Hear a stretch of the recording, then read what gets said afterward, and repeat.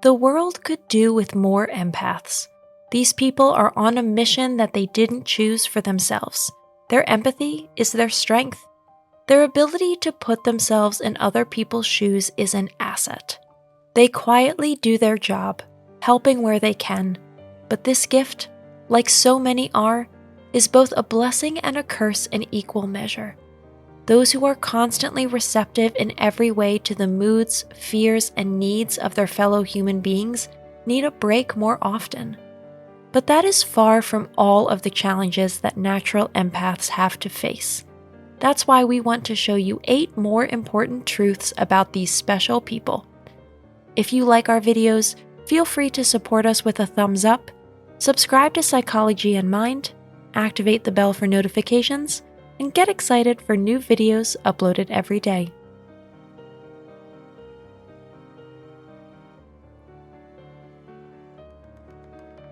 Number 1, it takes a lot not to let the pain win. Unfortunately, the positives in life as an empath don't always outweigh the negatives. We barely notice it anymore, but most people go through life with anger in their belly, clenched fists, and heartache. For an empath, the chance to share true joy or happiness is few and far between. People who are used to always looking beneath the surface learn a lot of negative things about the state of the world and its inhabitants. This experience can weigh heavily on them. To an empath, it matters how other people are doing, because they suffer along with them in the truest sense of the word. Sometimes, certain experiences can keep them occupied for days. If you haven't quite learned how to channel your gift properly yet, then it can quickly become a bit too much pain to handle, and that would push anyone past their limits. That's why empaths have to learn how to at least control the amount of hurt that threatens to overwhelm them every day. They are human, not superhuman. When it becomes too much, it's easy for that to turn into a stress disorder or depression. Number 2, empaths need more self-love than other people. A lot of good people still confuse self-care with selfishness. They're not the same, even if a bit of both would do you good from time to time. Self-love is the basis for any kind of love. It's the foundation on which we build our love for the world. Empaths love to love those around them, even if they don't actually realize it or do it on purpose. But empathy is one of the purest forms of love there is. That's why it's especially important that they always keep an eye on their own wants and needs. After all, no one can pour from an empty cup. Number 3, going into hiding is not a permanent solution. If you have your suspicions that you might be an empath, you might be overwhelmed by this diagnosis at first. On the other hand, a lot of people are relieved to finally know why they're so different, and that there's definitely nothing wrong with them. At first, empaths are usually annoyed by their gift and can constantly reject it. It often takes years for them to see just how useful it is, and to recognize the loving service that, thanks to their gift, they can provide for the world. Because of this, newly diagnosed empaths can often choose isolation. They think that everything will be just fine if they avoid people on a large scale.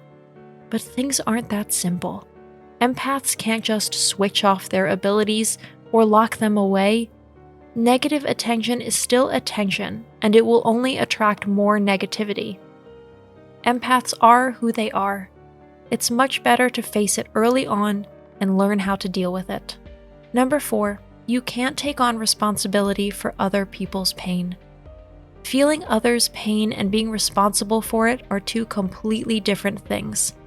Unfortunately, empaths have a bad habit of taking the pain and the evils of this world and carrying it on their shoulders. It's just too painful to sit around and watch from the sidelines, while others around them drown in their own sorrows.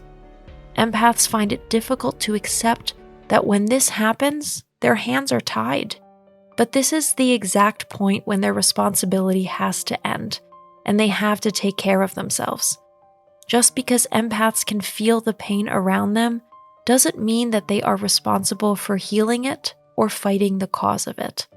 This would be an impossible ask for anyone. Number 5, having empathy isn't the same as actually feeling someone else's pain. Us humans are naturally inclined to help others out when we can. If we didn't, humanity probably would have ended a long time ago. We recognize compassion and pity, and we act accordingly. But there's still a difference between going through life as an empath or just as an empathetic person.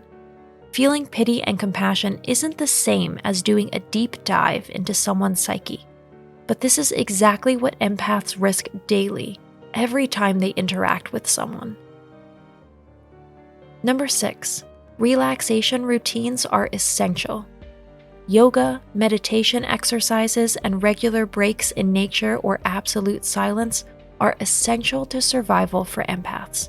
Just to be clear, they're people, just like you and me. They don't have superpowers or divine abilities.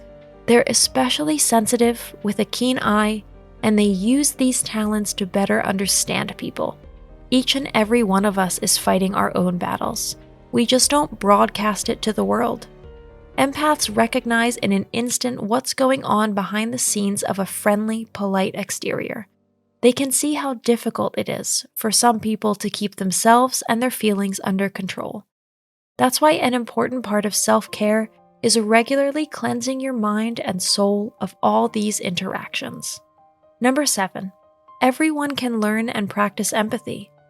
The fundamental skills of empathetic people are paying attention, common sense, life experience, and a particular affinity for observation. If you add a positive attitude towards the world and its inhabitants, then nothing can stand in your way of an empathetic view of the world. We have to prioritize understanding our peers. Where there's a will, there's a way. Number 8, your feelings are important too. If you're going through life as an empath, there's one thing you can't neglect, and that's your own feelings. Just because you're constantly absorbing the feelings of others doesn't mean you should suppress your own. And don't take them lightly, either.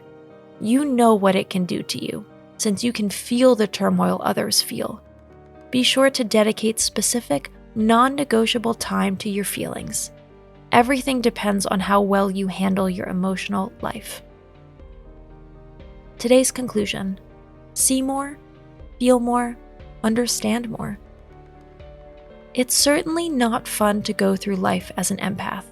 So many emotions are fighting to be heard, and so much pain fighting to be understood. Joy and happiness are sadly only rarely visitors to empaths. That's why it's so important to focus on loving yourself and making self-care your highest priority. That's all for today. Thank you, and see you soon. Thanks for watching. Did you find this information helpful? Do you have experience with it? We would love to hear from you. Leave a comment below and let us know your thoughts. For more resources about mental health, self-improvement, and psychology, visit our website. You'll find the link in the video description, where you can also connect with us on social media and sign up for our email list.